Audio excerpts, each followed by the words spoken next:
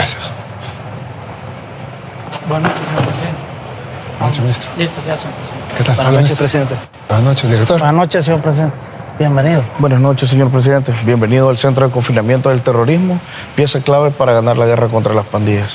Gracias. ¿Nos puede acompañar a este recorrido, por favor, Muchas señor gracias. presidente? Este centro de confinamiento del terrorismo se ha construido en un espacio totalmente aislado. Se adquirieron 236 manzanas. De esta, el área de construcción son 33 manzanas aproximadamente, lo cual equivalen a 7 veces el Estadio Cuscatlán. Y también decirle que este se constituiría como la cárcel más grande de toda América.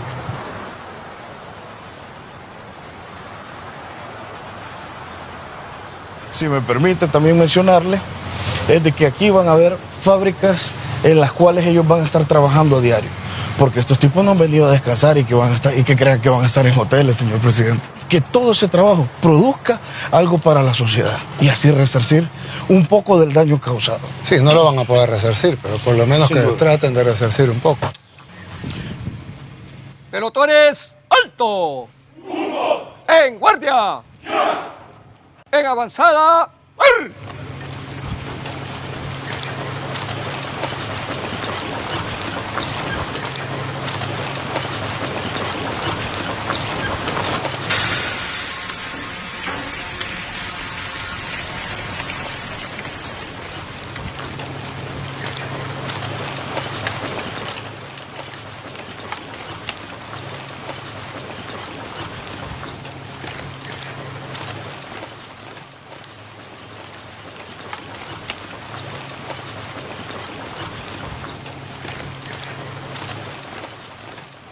Y hoy nos encontramos en una de las áreas que evidentemente debe de existir en este centro y son las áreas de aislamiento, las áreas de castigo, señor presidente. Ranfleros nacionales, corredores de programa, gatilleros que se encargaban de matar al pueblo salvadoreño van a estar evidentemente en una celda común. En castigo. En castigo, señor presidente. Claro. Todo aquel que quisiera organizar dentro de este centro de confinamiento algún tipo de altercado, también le va a tocar ese tipo de régimen donde no va a haber la luz del sol, señor presidente.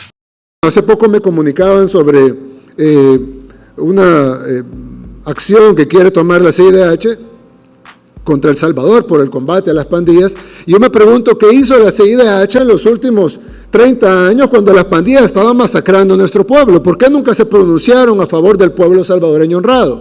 Pero parecería que ahora que estamos logrando defender los derechos humanos del pueblo salvadoreño honrado, defender los derechos humanos de las personas cuyos derechos no deben estar restringidos, entonces ahora se pronuncian de que estamos violando los derechos humanos de ese pequeño ínfimo porcentaje de salvadoreños cuyos derechos deben estar restringidos para que los demás puedan tener sus derechos humanos no restringidos. Y cuando uno habla de derechos humanos restringidos, hay gente que dice, pero ¿y por qué? Si son humanos todos, claro, pero los seres humanos tienen derechos restringidos cuando han cometido una falta. Por ejemplo, un preso no tiene derecho a votar. Es derecho humano votar, sí, pero no si está preso. Es derecho humano estar libre, ir a donde uno quiere, pero no si está preso. En Estados Unidos, por ejemplo, hay pena de muerte. Es decir, tenemos derecho a la vida, pero no si tiene pena de muerte. Los que tienen pena de muerte no tienen derecho a la vida. Aquí en El Salvador no tenemos pena de muerte, de hecho ni siquiera tenemos cadena perpetua. En El Salvador, pues no lo han vivido, ellos no entienden la necesidad de hacer estas cosas, pero los salvadoreños sí lo entienden. Y por eso que los salvadoreños aplauden estas medidas, así se oponga la CIDH. Lo único que demuestra la CIDH es de qué lado están ellos. Si están del lado de la gente honrada o están del lado de los delincuentes. Y lo grave no es en El Salvador, porque nosotros vamos a hacer lo mejor para los salvadoreños, diga lo que diga la CIDH. Lo importante es el mensaje para los demás países de Latinoamérica. Ustedes van a ver en los próximos días si esta organización está del lado de ustedes o de los criminales. Si esta organización se pone del lado de los criminales en El Salvador, no duden que están del lado de los criminales en sus países también.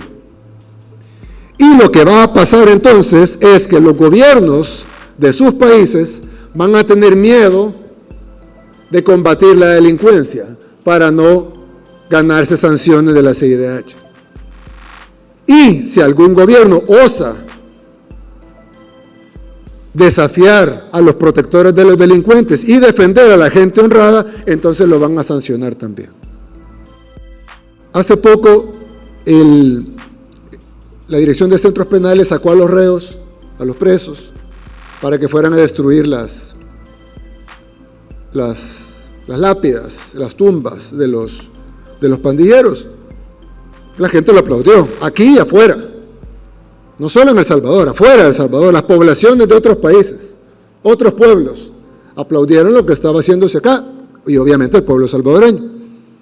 Pero inmediatamente saltaron algunas organizaciones internacionales y de derechos humanos que por qué estábamos violando los derechos de los pandilleros muertos y de los familiares que van a esa tumba a enflorar a su ser querido, pues al pandillero que murió y que está enterrado ahí. Bueno, en primer lugar, nosotros no estamos prohibiendo que los pandilleros tengan tumba. Lo que estamos prohibiendo es que la tumba diga Mara Salvatrucha o que diga Pandilla Barrio 18. Simple y sencillamente porque en El Salvador, a partir de la aprobación de la ley de proscripción de pandillas, están prohibidos esos símbolos. No se puede tener símbolo de pandilla en ningún lado, ni en el graffiti, ni en la casa, ni en el cuerpo, ni en la tumba. Veamos el caso de Alemania, por ejemplo. Ojo, no estoy criticando a Alemania, me parece excelente lo que hicieron. Pero, como yo dije una vez, si queremos ser como los países desarrollados, que va a tardar mucho, pero si queremos ser como ellos, tenemos que hacer lo que ellos han hecho y lo que ellos hacen, no lo que ellos dicen que hagamos. Cuando los aliados le ganaron al nazismo, en Alemania, los nazis, una gran cantidad de los alemanes eran nazis, obviamente, ¿no? Entonces, para desnazificar Alemania, se implementaron varias estrategias fuertes, que todavía están vigentes esas leyes en Alemania, y una de ellas, por ejemplo, es que no se puede tener una esvástica. El símbolo la simbología nazi, no solo la esvástica, pero todas, y principalmente esa que es la más conocida, son prohibidas en Alemania. No son prohibidas en Estados Unidos, no son prohibidas en El Salvador, no son prohibidas en Guatemala, porque nosotros nunca tuvimos el problema del nazismo. Entonces, para nosotros, a mí me ofende una esvástica, pero nunca hemos tenido ese problema aquí. Entonces, no tenemos que estar tan activamente persiguiendo las esvásticas. Pero allá en Alemania, que tuvieron ese problema, la prohibieron. Y no solo las prohibieron en papel, fueron a destruir toda la simbología nazi que existía en todo el país. Edificios públicos, estampillas, cartas, papel membretado, rótulos, banderas, vehículos, todo lo que tuviera simbología nazi tenía que ser destruido, incluyendo las tumbas. ¿Por qué? Porque para romper algo que estaba tan entrelazado con la sociedad alemana, no solo bastaba con capturar a los líderes de los nazis y matarlos como hicieron ellos, sino que había que borrar toda la ideología nazi de la sociedad alemana. Y al día de hoy, en el año 2022, todavía es ilegal en Alemania portar una esvástica, un símbolo nazi. Es prohibido en Alemania. Tampoco se puede hacer una manifestación que diga viva Hitler.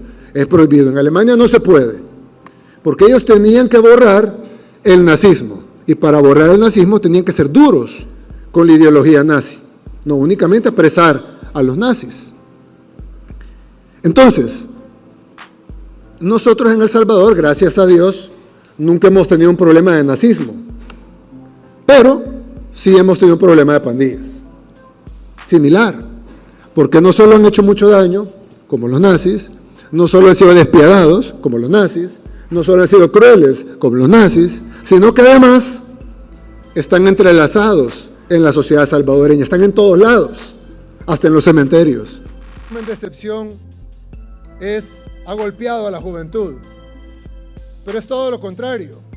El régimen de excepción ha apoyado a la juventud.